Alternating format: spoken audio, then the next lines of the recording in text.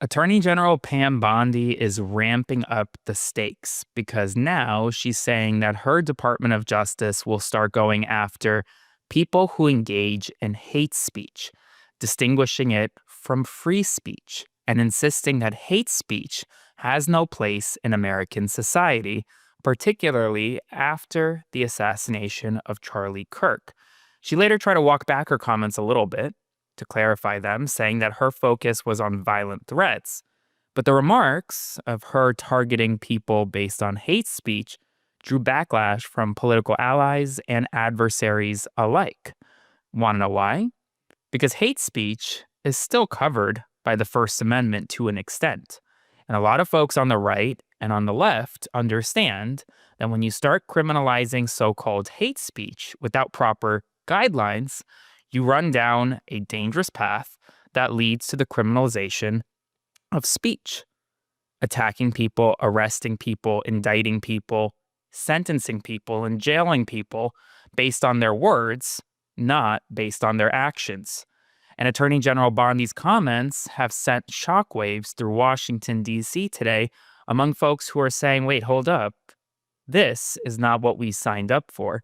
And it comes as Vice President J.D. Vance, as I reported this morning, essentially endorsed a mass doxing campaign against individuals who may have made insensitive remarks about Charlie Kirk. But folks, let me tell you something. In the past, making an insensitive remark about a public figure, dead or alive, has never been grounds for an arrest and an indictment.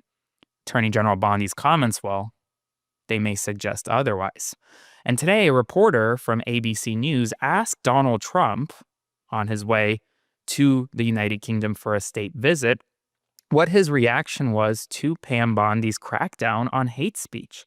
Donald Trump said, it would probably go after people like you, accusing the reporter of treating him unfairly and having, quote, hate in their heart. He went on to say that ABC paid him $16 million for a form of hate speech. And what do you make Pam Bondi saying she's going to go after hate speech? Is that, I mean, a lot of your allies say hate speech is free speech. She'll probably go after people like you because you treat me so unfairly. It's hate. You have a lot of hate in your heart. Maybe they'll come after ABC. Well, ABC paid me $16 million recently for a form of hate speech, right? Your company paid me $16 million for a form of hate speech. So maybe they'll have to go after you. Look, we want everything to be fair. It hasn't been fair. And the radical left has done tremendous damage to the country. But we're fixing it. We have right now the hottest country anywhere in the world. And remember, 1 year ago, our country was dead. And now Washington, D.C. is fixed, and I fixed it. The mayor was fine. The mayor was just fine, okay? The mayor had a sick city for many years. He's been mayor for many years. The one that fixed it was me and my people, and it is so safe.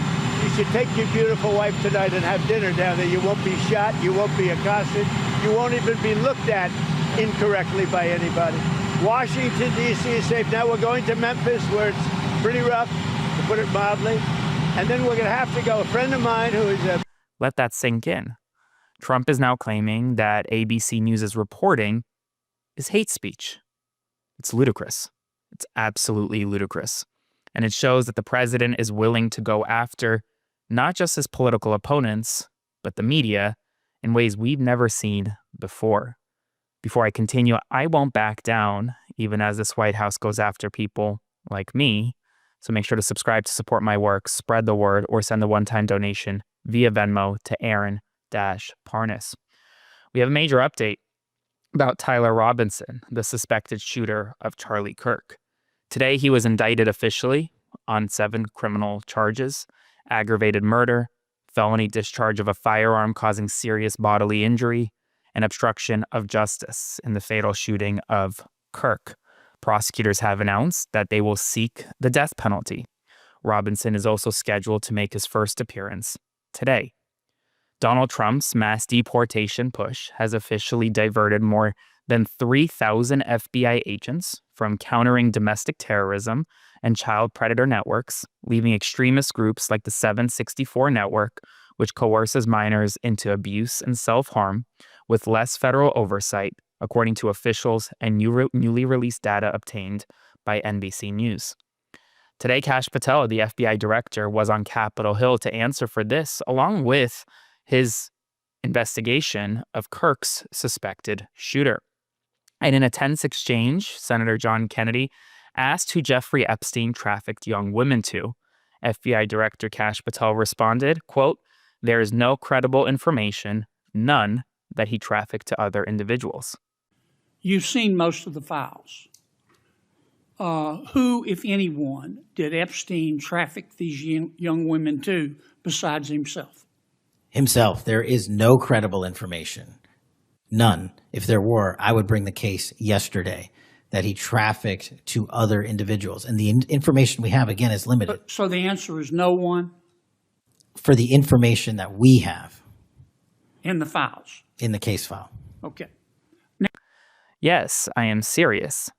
Kash Patel is holding water for Ghislaine Maxwell and Jeffrey Epstein. In a later conversation, Kash Patel erupted during the questioning from Senator Adam Schiff about Epstein and Maxwell, shouting insults and calling Schiff, quote, "the biggest fraud to ever sit in the United States Senate, an utter coward and a political buffoon." The American people to believe that? Do you think they're stupid? No. I think the American people believe the truth, that I'm not in the weeds on the everyday movements of you're not in inmates. the weeds? What I am doing is protecting this country, providing historic reform, and combating the weaponization of intelligence by the likes of you. And we have countlessly proven you to be a liar in Russiagate, in January 6th. You are the biggest fraud to ever sit in the United States Senate. You are a disgrace to this institution and an utter coward. I'm not surprised. I'm not surprised that you continue to lie from your perch and put on a show so you can go raise money for your charade. You are a political buffoon at best. Well, you can take an internet troll. Take it to the bank that the FBI is protecting this country and the state and citizens of the California. We are bringing historic reform. Point of order. But all you care about is a child sex predator that was prosecuted by a prior administration, and the Obama Justice Department and the Biden Justice Department did squat. And what did President Trump do? Bring new charges courageously. And what have we done? Chairman, you said I'm the most transparent situation. FBI director in history. 33,000 pages of information to you. I challenge you to say anything credibly to the truth. Go ahead and run to the cameras where you want to go now. Both of you be quiet. These remarks from Kash Patel caused consternation across the political spectrum, as one of the first times ever that a sitting FBI director went after a United States senator like this. Today, Donald Trump warned an Australian reporter that their questioning was, quote, hurting Australia, saying that he would raise it with the Australian leader, and suggested that the reporter's line of questioning could damage U.S.-Australia relations. Yes, I'm serious. This is a real statement from Donald Trump, who's now claiming that reporters can shift Australia-U.S. relations.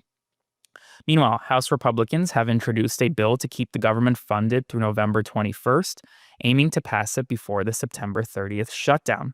The measure would extend current funding levels for 7 more weeks, adding $30 million for congressional security and $58 million to protect members of the executive and judicial branch. But Democrats do plan on opposing this legislation. A newly released memo from Representative Jamie Raskin has accused Donald Trump of dismantling anti-trafficking programs, diverting law enforcement to immigration crackdowns, cutting victim support, and siding with abusers, warning that the pattern leaves survivors less safe. A judge today dismissed the top 2 terrorism-related murder charges against Luigi Mangione in the killing of UnitedHealth CEO Brian Thompson, though he still faces second-degree murder along with a federal death penalty case. The United States military carried out another strike in international waters, killing 3 Venezuelan narco-terrorists for allegedly transporting drugs.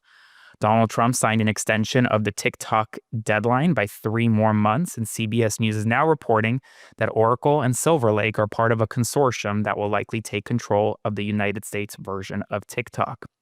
The Georgia Supreme Court has rejected Fani Willis's appeal to rejoin Donald Trump's election interference case in Georgia, leaving her disqualified and the prosecution in limbo as officials weigh whether to reassign the case or drop charges against the remaining defendants. And finally, CNN is reporting that Israel has launched a ground incursion into Gaza City, with the United Nations concluding Israel is committing genocide. Over 10% of Palestinians in Gaza have been killed or injured, while world leaders debate ceasefire efforts and Netanyahu prepares for another White House visit. Trump says he does not know much about the offensive. That's all the news right now. Make sure to subscribe to support, and I'll see you in the morning. Hey folks, Aaron Parnas here. Thank you so much for watching The Parnas Perspective. Please consider subscribing to support our work as we grow this independent news media entity into something that rivals mainstream every single day. Thanks so much, and I'll see you soon.